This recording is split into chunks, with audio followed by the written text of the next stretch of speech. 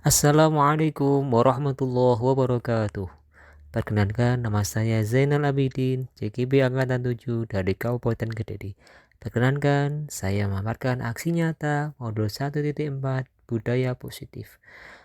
Perkenalkan terlebih dahulu saya berterima kasih kepada Ibu Ruhaniah SPD MPD selaku fasilitator dan Ibu Dr. Anda Sri Indah Kurniatin selaku WP saya yang selalu membimbing dan mengarahkan saya. Inilah rancangan tindakan aksi nyata saya. Latar belakang, di sekolah memberlakukan peraturan kelas yang dibuat bukan atas dasar kesepakatan antara guru dan peserta didik, tetapi keputusan dari sebelah pihak. Sehingga banyak peserta didik yang mentaati peraturan bukan karena atas rasa kesadaran diri dari dalam dirinya, tetapi karena rasa takut atau ingin menghindari hukuman atau berharap mendapatkan pujian. Tujuan adalah menumbuhkan budaya positif melalui kesepakatan kelas, menumbuhkan nilai-nilai profil belajar Pancasila dalam kegiatan pembelajaran. Tolak ukur, guru dan peserta didik mampu membuat kesepakatan kelas. Peserta didik mengimplementasikan kesepakatan kelas dan nilai-nilai profil belajar Pancasila dalam pembelajaran. Lini masa tindakan yang akan dilakukan adalah sosialisasi kepada kepala sekolah, guru, peserta didik, dan tenaga kependidikan terkait disiplin positif, kesepakatan kelas, dan materi konsep di modul 1.4 Budaya Positif. Guru bersama peserta didik membuat kesepakatan kelas. Kesepakatan kelas yang telah disepakati ditandatangani seluruh warga kelas dan dipasang di dinding kelas. Yang terakhir, pelaksanaan hasil kesepakatan kelas atau penerapan budaya positif di kelas. Dukungan yang dibutuhkan adalah seluruh warga sekolah berkolaborasi dalam menciptakan serta membiasakan budaya positif di sekolah. Wali peserta didik berpartisipasi dalam membiasakan budaya positif. Berikut ini implementasi budaya positif di kelas saya. Jadi seperti yang kapan hari saya infokan bahwa budaya positif harus kita kembangkan mulai dari kelas kita. Contohnya mana? Kita mengambil kesepakatan kelas. Yang mana kesepakatan kelas ini kita ambil yang mana? Oleh kita, dari kita, dan untuk kita. Jadi yang usul kita, yang melaksanakan kita, nanti yang bertanggung jawab juga kita semua. Bagaimana? Jadi nanti silahkan kalian tulis apa yang kamu inginkan, apa yang ingin kamu sepakati bersama. Tulis bahasa dari sini, setelah itu ditempelkan di depan. Paham?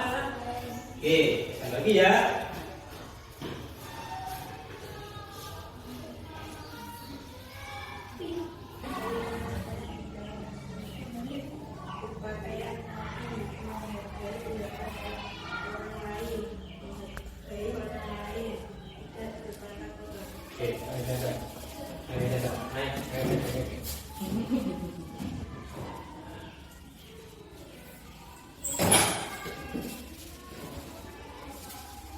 Oke, itu yang kedua berikutnya, ayo. Belajar dulu.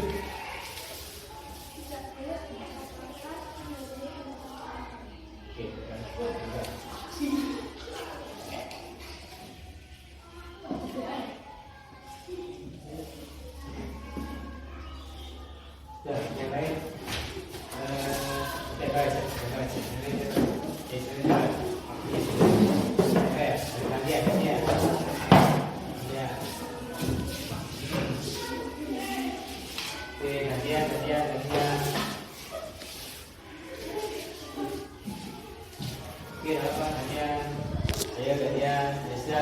dulu.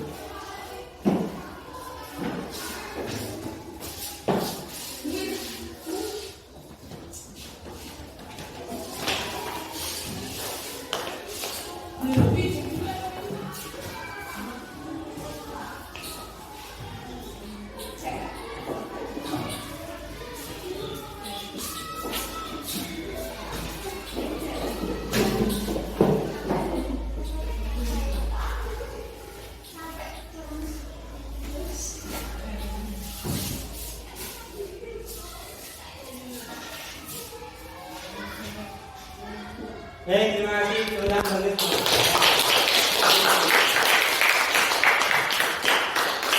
Karena tadi kalian sudah menuliskan tentang kesepakatan kalian masing-masing. Kita bacakan sama-sama, kita ambil yang kita sepakati bersama. 1. Datang tepat waktu. Setuju?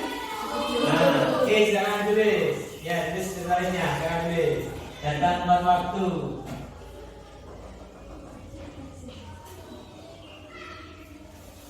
Kemudian yang kedua, melaksanakan tugas pikir. Setuju ya? Setuju. Silakan tulis.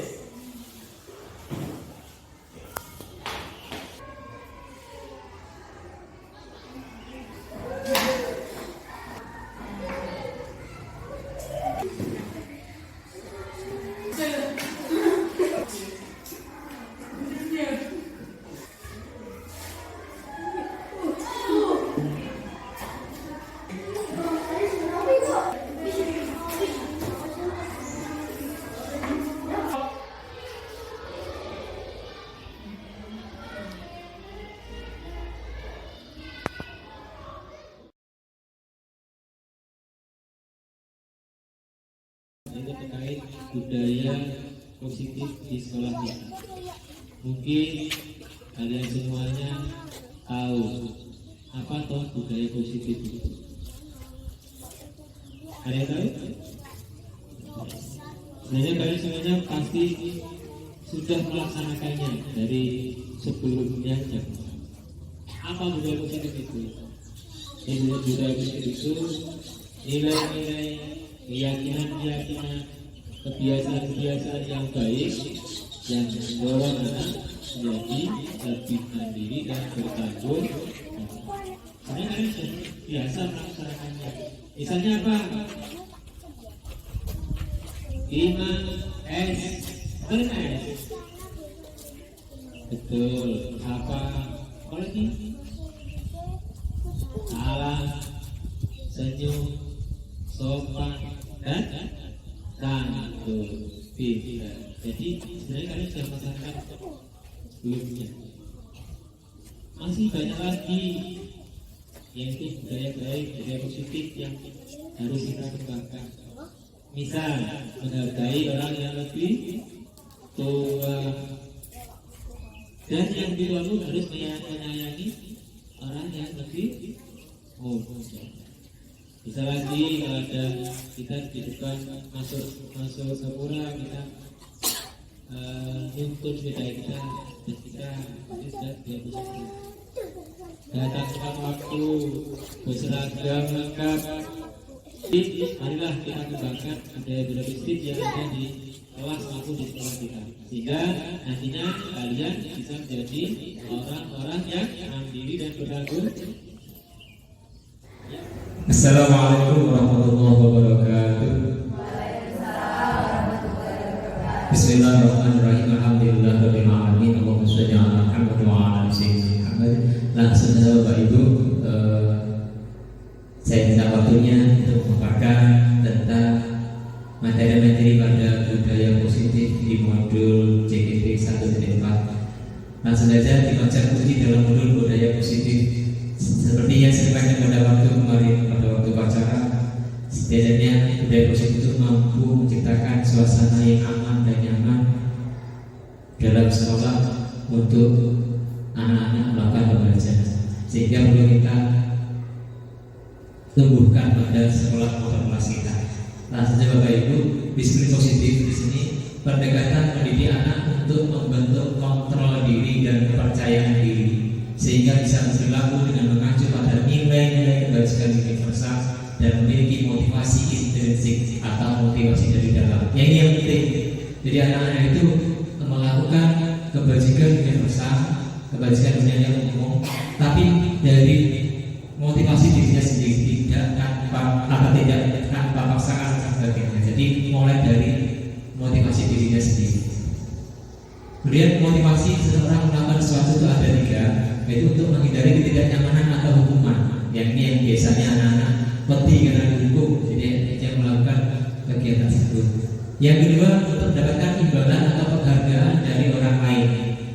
Ya, ini juga biasa anak aku melakukan seperti ini, dia dapat penghargaan. Nanti kalau dia tanya bahwa dia tidak ada memberikan penghargaan, dia tidak akan melakukannya. Ini yang negatifnya. Yang ketiga, untuk menjadi orang yang mereka inginkan dan menghargai diri sendiri dengan nilai-nilai yang mereka percaya. Ya, ini yang perlu kita tumbuhkan ya. Seperti tadi, motivasi intrinsik. Kemudian berikutnya, kebutuhan dasar manusia. Ini ada 5 dasar kebutuhan manusia. Pertama, bertahan hidup. Jadi seorang itu melakukan sesuatu karena ingin bertahan hidup. Seperti kita bekerja itu untuk bertahan hidup. Kasih. Kemudian kedua, kasih sayang dan rasa diterima. Biasanya ini ya, contoh saja. Anak-anak itu menjalani ulah di sekolah atau di kelas, biasanya dia rindu kasih sayang. Di rumah tidak ada boleh kasih kurang kasih sayang, sehingga di sekolah atau di kelas dia membuat sesuatu yang biar mereka diterima atau mendapat kasih sayang dari ibu bapak ibu gurunya. Yang ketiga, kebebasan. Bisa jadi di rumah mereka dikekang sebagaimana, sehingga di sekolah dia mencari kebebasan. Yang ketiga, keempat, kesenangan. Yang berikutnya 5 adalah penguasaan. Seolah-olah mereka yang berkuasa sebagainya. Lanjut Bapak Ibu. Nah, ini posisi kontrol bagi seorang guru. Ada 5 posisi kontrol ini yang perlu kita ketahui. Yang pertama, menghukum. Yang ini yang perlu kita hindari, menghukum. Dididik hukum, anak-anak siswa salah sedikit dihukum. Kamu harus begini, bisa gitu ya. Ini yang perlu kita hindari. Yang kedua, membuat rasa bersalah. Misal adanya terlambat atau mungkin berbuat salah sedikit saja, wis diomel tidak karuan. Hasilnya dia merasa bersalah sehingga jadi minder dan sebagainya. Itu malah membuat anak menjadi minder sebagainya. Yang ketiga, teman. Ini seolah-olah gurunya jadikan sebagai teman. Biasanya bahwa seolah-olah dia tidak bersalah sebagainya. Yang keempat, memantau. Yang kelima, manajer. Jadi posisi 5 ini yang perlu kita terapkan, manajer. Di sini kita bagaimana manajer itu? Kita memang memotivasi anak untuk mengakui kesalahannya, tetapi di sisi lain kita mengarahkan mereka untuk menjadi lebih baik dan mengembalikan kepada kelompoknya kepada karakter yang lebih kuat. Ini yang kita terapkan ya sebagai posisi kontrol sebagai manajer. Berikutnya Bapak Ibu, keyakinan kelas di sini adalah nilai-nilai kebajikan universal yang sudah disepakati bersama. Nah, ini yang perlu disepakati bersama. Jadi intinya mereka melakukan sesuatu karena sudah ada kesepakatan bersama. Kita lanjut. Nah, ini segitiga restitusi. Ini Bapak Ibu yang perlu kita lakukan apabila ada anak atau siswa kita melakukan kesalahan. Kita melakukan restitusi atau hak restitusi ini. Apakah restitusi itu adalah proses menciptakan kondisi bagi murid untuk memperbaiki kesalahan mereka, sehingga mereka bisa kembali pada kelompoknya dengan karakter yang lebih kuat. Ini yang paling penting. Jadi seolah mereka bersalah itu tidak malah minder atau mungkin dipojokkan atau dihukum sebagainya, tapi malah kita kembalikan pada karakter lebih kuat. Ini menurut dosen 2004. Bagaimana langkahnya? Yang pertama, ia menstabilkan identitas. Bagaimana contohnya? Misal adanya terlambat, menstabilkan identitas ini. Setiap anak pasti atau setiap orang pasti pernah melakukan salah. Kita itu mengucapkan seperti itu, anak sudah adil seperti itu ya, menstabilkan identitas. Kemudian yang kedua, validasi tindakan yang salah. Mungkin anak kamu tadi ini terlambat, pasti ada alasannya. Ditanya alasannya yang baik, jangan salah dulu. Nah, ini namanya validasi tindakan yang salah. Nah, setelah itu baru yang ketiga, menanyakan keyakinan. Anak, kamu tahu apa yang melakukan hari ini? Apakah sesuai dengan keyakinanmu? Nanti anak akan tahu. Oh tidak bapak dari dulu. Nah, setelah itu kita arahkan. Nah, jadi ke depan jangan lakukan lagi ya, jangan salah lagi ya. Nah, nanti anak-anak akan kembali ke identitas yang karakter yang lebih kuat tadi. Nah, karakter yang lebih kuat. Jadi tidak minder lagi malah dia. Oh ternyata saya salah. Saya harus kembali ke yang benar. Nah itu ya. Jadi inilah pentingnya proses restitusi, segitiga restitusi. Jadi ada menstabilkan identitas, validasi tidak ada salah, dan menanamkan keyakinan. Ini ada contoh kalau saya terapkan, alhamdulillah kok berhasil ya. Menemukan budaya positif di kelas dulu, lalu kesepakatan kelas. Jadi kesepakatan kelas ini anak-anak yang membuat, anak-anak yang melakukan, dan anak yang bertanggung jawab. Jadi misalnya di sini ya ada datang tepat waktu. Jadi anak-anak, oh saya harus datang tepat waktu. Ini kesepakatan kelas, mereka yang buat sendiri, bukan peraturan dari kita, tapi anak-anak yang buat sendiri. Jadi tepat waktu. Kemudian melaksanakan tugas weekend, mengenai seragam lengkap, yang lagi itu tidak berkata kotor. Ada itu tidak istighfar dan sebagainya. Nah ini contohnya Bapak Ibu yang sudah saya dokumentasikan terkait budaya positif di kelas atau kesepakatan kelas. Jadi diharapkan bisa meluas pada sekolah kita. Lihat ini pelaksanaan kelas juga sudah baik. Terima kasih. Mungkin Bapak Ibu itu yang bisa saya sampaikan. Terima kasih atas segala perhatian. Mohon maaf atas segala kekurangan. Assalamualaikum warahmatullahi wabarakatuh.